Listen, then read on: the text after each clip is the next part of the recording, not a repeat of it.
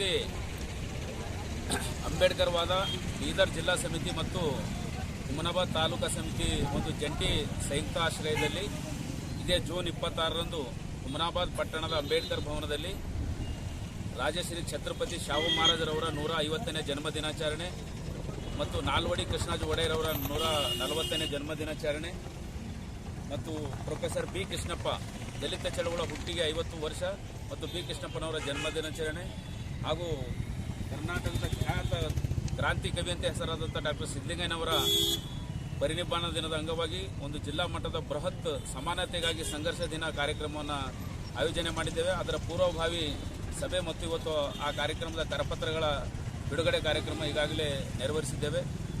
ಈ ಕಾರ್ಯಕ್ರಮದಲ್ಲಿ ಜಿಲ್ಲೆಯ ಎಲ್ಲ ತಾಲೂಕಿನಿಂದ ಸುಮಾರು 2,000 ಜನ ಹುಮನಾಬಾದ್ನಲ್ಲಿ ಭಾಗವಹಿಸುತ್ತಿದ್ದಾರೆ.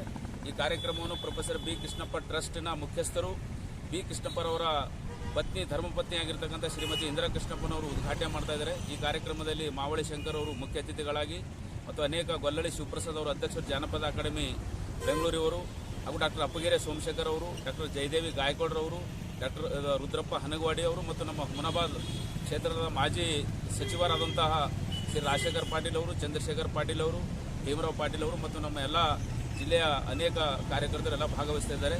ಇವತ್ತು ಈ ನಮ್ಮ ಒಂದು ಕರಪತ್ರ ಬಿಡುಗಡೆ ಕಾರ್ಯಕ್ರಮದಲ್ಲಿ ನಮ್ಮ ವಿಭಾಗೀಯ ಸಂಘಟನಾ ಸಂಚಾಲಕರಾದಂಥ ರಾಜ್ಕುಮಾರ್ ಬನ್ನೇರವರು, ಮಹಿಳಾ ಒಕ್ಕೂಟದ ರಾಜ್ಯ ಸಂಘಟನೆ ಸಂಚಾಲಕರಾದ ರಂಜಿತಾ ಜೈನರವರು, ನಮ್ಮ ಜಿಲ್ಲಾ ಸಂಚಾಲಕರಾದಂಥ ಬಸವರಾಜ್ ಸಾಗರ್ ಅವರು, ಇವರೆಲ್ಲರ ನೇತೃತ್ವದಲ್ಲಿ ನಮ್ಮೆಲ್ಲ ಜಿಲ್ಲಾ ಸಮಿತಿ ಮತ್ತು ಎಲ್ಲ ತಾಲೂಕಾ ಸಮಿತಿ ಪದಾಧಿಕಾರಿಗಳು ಭಾಗವಹಿಸಿದ್ದಾರೆ. ಈ ಸುದ್ದಿಯನ್ನು ತಮ್ಮ ಮಾಧ್ಯಮದ ಮುಖಾಂತರ ಪ್ರಸಾರ ಮಾಡಬೇಕಂತ ತಮ್ಮಲ್ಲಿ ವಿನಂತಿಯನ್ನು ಮಾಡಿಕೊಳ್ತೇನೆ. ನಾನು ರಮೇಶ್ ಡಾಕುಳ್ಗಿ, ಮಾಜಿ ತಾಲೂಕು ಪಂಚಾಯತ್ ಅಧ್ಯಕ್ಷರು ಹುಮನಾಬಾದ್ ಹಾಗೂ ರಾಜ್ಯ ಕಾರ್ಯನಿರ್ವಾಹಕ ಸಮಿತಿ ಸದಸ್ಯರು ದಲಿತ ಸಂಘರ್ಷ ಸಮಿತಿ ಅಂಬೇಡ್ಕರ್ ವಾದ ರಾಜ್ಯ ಸಮಿತಿ. ಧನ್ಯವಾದಗಳು.